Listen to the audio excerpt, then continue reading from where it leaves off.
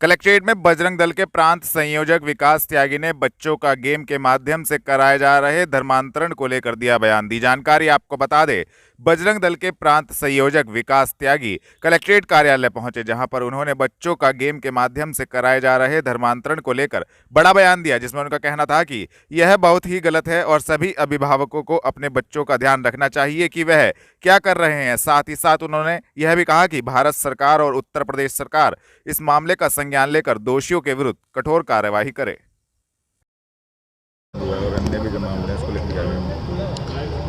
आज हिंदू समाज पर लव जिहाद, लैंड जिहाद, मजार जिहाद, थोक जिहाद के बाद एक नया ये और निकल कर आया है, नाइट फॉर गेम जिहाद के नाम से छोटे छोटे बच्चों को ऑनलाइन गेम खिलाते हैं और उनका मन परिवर्तन करते हैं, उनका धर्मांतरण ये किया जा रहा है।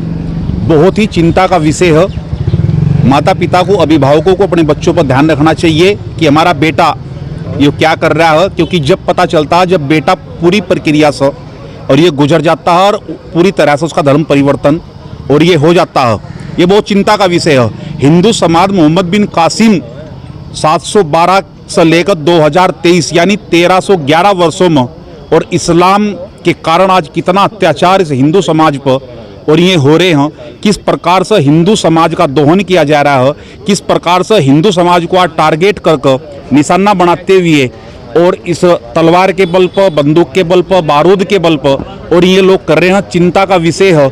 इस प्रकार का जो ये गेम आया है, भारत सरकार को भी और उत्तर प्रदेश सरकार को भी, जो दोषी हैं उनके खिलाफ कार्रवाई करनी चाहिए।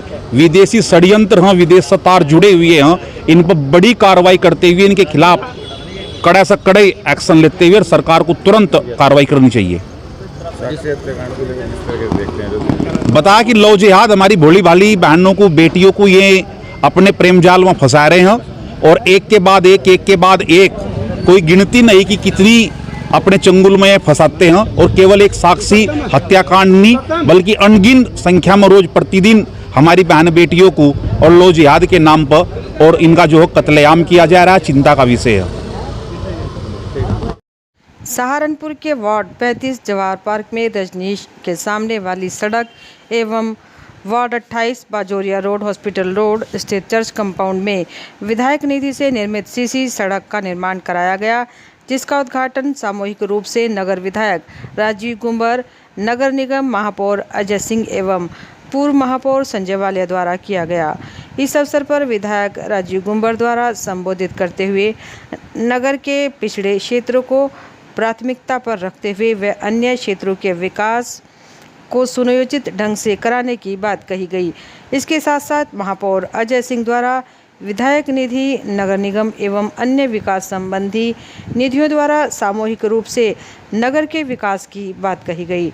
कार्यक्रम में मुख्य रूप से मंडल अध्यक्ष सरदार राजेंद्र सिंह कोहली, पार्षद एवं मंडल अध्यक्ष मयंक गर्ग, भाजपा प्रदेश कार्य समिति सदस्य प्रेमपाल कटारिया, पूर्व महामंत्री सरदार सुपनीत सिंह, पूर्व उपाध्यक्ष चौधरी भगत सिंह, श्रीमती बीना बजाज, मंडल संयोजक यशपाल त्रेहन, मंडल महामंत्री जितेंद्र नागर, श्रवण गुप्ता, महानगर मंत्री रेखा रोहिला एवं कॉलोनी के सभी सम्मानित क्षेत्रवासी उपस्थित रहे।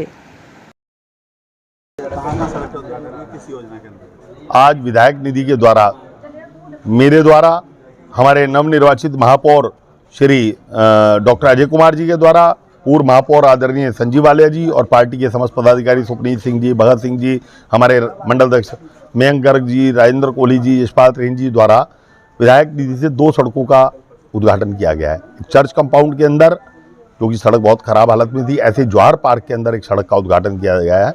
मेरी विधायक निधि का एक एक पैसा जनता को समर्पित है और मेरा भरसक प्रयास है कि जिन क्षेत्रों के अंदर सबसे ज़्यादा आवश्यकता होगी उन क्षेत्रों के अंदर, चाहे वो पिछड़ी बस्ती हो, चाहे मलिन बस्ती हो या अन्य क्षेत्र हो, उसके अंदर विकास निधि से कार्य कराया जाएगा। जी मेरे साहब, आप बोल रहे हैं।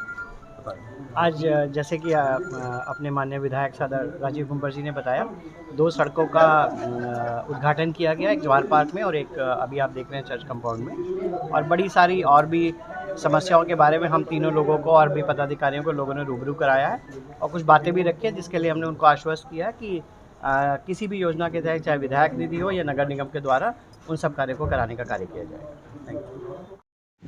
मुख्यमंत्री योगी आदित्यनाथ योगी जी के आह्वान पर पूरे उत्तर प्रदेश में लखनऊ में लोक सेवा आयोग से निष्पक्ष और पारदर्शिता से चयनित हुई 7182 एएनएम को आज नियुक्ति पत्र दिए गए, जहां लखनऊ में मुख्यमंत्री योगी जी द्वारा उप मुख्यमंत्री ब्रजेश पाठक की उपस्थिति में चयनित एएनएम को नियुक्ति पत्र दिए गए। वहीं सहारनपुर जिला चिकित्सालय प्रांगण स्थित एएनएम-टीसी सेंटर में जिला सहारनपुर की 99 एएनएम को नियुक्ति पत्र विधायक जी के हाथों से मुख्य चिकित्सा अधिकारी डॉक्टर संजीव मांगलिक की उपस्थिति में सौंपे गए। कार्यक्रम का संचालन स्वास्थ्य विभाग की वरिष्ठ क्षय रोग लैब पर्यवेक्षक MP सिंह चावला द्वारा किया गया। इस मौके पर अपर मुख्य चिकित्सा अधिकारी doctor Satyaprakash, doctor Sanjay Yadav, doctor Dharmveer, doctor Kunal Jain, NHM KDP M Khalid, Brajesh ANMTC trainer विभाग उपस्थित रहे। नियुक्ति पत्र वितरण से पहले सभी ने लखनऊ के नियुक्ति वितरण के कार्यक्रम में योगी जी द्वारा दिए गए संदेश को भी सुना। सहारनपुर अंतर्राष्ट्रीय योग दिवस को व्यक्ति व व्यष्टि के हित में नया अर्थ देने के लिए आज योग गुरु पद्मश्री स्वामी भारत भूषण के आह्वान पर सुरमय कंपनी बाग से योग संस्कार भिक्षा अभियान की शुरुआत विशाल योग शिविर के साथ महापौर डॉक्टर अजय सिंह, माता शाकंभरी राज विश्वविद्यालय के कुलपति प्रोफेसर हृदय शंकर सिंह, कृष्णलाल अरोरा द्वारा शंख ध्वनि के बीच साधना दीप जलाने से हुई। शिविर के आरंभ में ही योग गुरु ने कहा कि अंतर्राष्ट्रीय योग दिवस का अर्थ एक दिन का योग नहीं बल्कि हर दिन को योगमय बनाना है। उन्होंने कहा कि योग के मूलभूत संस्कारों के बिना हम योग के ज्ञाता, प्रवक्ता और आसनों के पारंगत तो बन सकते हैं लेकिन योगी नहीं। इसलिए योग को सही रूप में अपनाकर व्यक्ति, परिवार व देश हित में इसका पूरा लाभ लेने के लिए संकल्प जरूरी है। जिनकी भिक्षा मुझे चाहिए, सभी ने श्रद्धा से इन 5 संकल्प को लेकर गुरुदेव के भिक्षा भाव को सम्मानित किया। सहारनपुर महानगर महिला मोर्चा प्रधानमंत्री आवास योजना के घरों में जाकर अनुभव पूछा और उनको बताया गया कि आपको सरकार ने सभी लाभार्थियों को लखपति दीदी का नाम दिया है। लखपति दीदी ने प्रधानमंत्री नरेंद्र मोदी को धन्यवाद नोट लिखे। लखपति दीदी अभियान 19 जून तक जारी रहेगा। इसको 2024 के लोकसभा चुनाव में ध्यान रखकर चलाया जा रहा है। बड़ी संख्या में महिलाएं हैं जिन्हें PM आवास योजना के तहत घर मिले हैं। उन्हें शौचालय और मुफ्त LPG कनेक्शन भी मिले हैं। उन्हें लखपति दीदी कहा जा रहा है।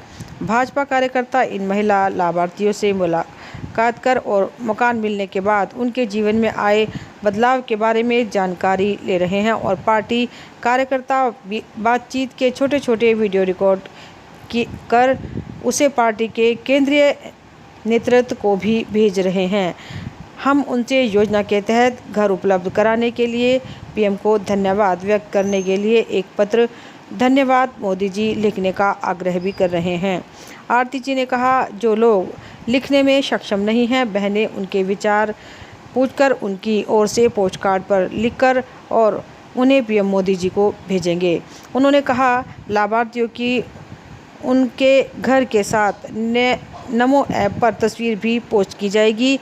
इस दौरान कार्यक्रम संयोजिका हरप्रीत कौर, जनक मंडल अध्यक्ष किरण वर्मा, जनक मंडल उपाध्यक्ष बीना खटीक, डॉक्टर सोनाली त्यागी, अमिता, उर्मिला, बबीता सभी बहनें उपस्थित रही। सहारनपुर नगर आयुक्त गजल भारद्वाज ने आज निगम के निर्माण विभाग व स्वास्थ्य विभाग के अधिकारियों के साथ शहर को जलभराव से बचाने की कार्य योजना पर गहन मंथन किया। उन्होंने अधिकारियों को निर्देश दिए कि जिन वार्डों में जल निकासी के लिए नए नालों का निर्माण होना है, उनके प्रस्ताव स्वीकृत कराकर तुरंत कार्य शुरू कराएं। उन्होंने कहा कि नालों की सफाई सहित जलभराव से बचाव की सभी तैयारियां युद्ध स्तर पर करें। यूनियन बैंक ऑफ इंडिया द्वारा दिल्ली रोड स्थित एक होटल में मिशन पवार के रूप में एक सेमिनार का आयोजन किया गया। कार्यक्रम में मुख्य अतिथि के रूप में यूनियन बैंक ऑफ इंडिया के उप महाप्रबंधक सुनील कुमार जेटली मुख्य रूप से उपस्थित रहे। सेमिनार की शुरुआत दीप प्रज्वलन से हुई और बैंक के क्षेत्रीय प्रबंधक कृष्ण मोहन मिश्रा ने पुष्प गुच्छ देकर उप महाप्रबंधक का स्वागत किया। कार्यक्रम में उपस्थित लोगों को संबोधित करते हुए उप महाप्रबंधक सुनील कुमार जेटली ने बैंक के द्वारा आमजन को दी जाने वाली सुविधाओं के बारे में बताया। उन्होंने यह भी बताया कि 16 करोड़ खाता धारकों के साथ बैंक आम जन की सेवा में समर्पित है। कार्यक्रम के दौरान उप महाप्रबंधक सुनील कुमार द्वारा 176 लोगों को 95 करोड़ रुपए के ऋण स्वीकृति और चेक का भी वितरण किया गया। आपका और हम आपकी जानकारी के लिए आपको बता दें कि ईज़ रैंकिंग है जो पब्लिक सेक्टर रिफॉर्म्स एजेंडा है गवर्नमेंट ऑफ इंडिया का, विच इज़ पायरनियर्ड बाय डीएफएस। और ईज़ रैंकिंग क्या करता है, वेरियस जो मापदंड हैं उनके पैरामीटर्स हैं, customer service, customer grievance redressal, digitization, developing modern capabilities, इसमें हर पीएसबी का आंकलन करता है। और मुझे बड़ी खुशी है आपको बताते हुए कि कस्टमर सेंसिटिविटी और कस्टमर रिड्रेसल और डिजिटाइजेशन में हमारे यूनियन बैंक को Q3 में नंबर 1 आंकलन किया गया है। तो इससे आप अंदाज़ा लगा सकते हैं कि हमारे कितना कस्टमर फ्रेंडली ब्रांचेस हैं, कस्टमर फ्रेंडली स्टाफ है। और इस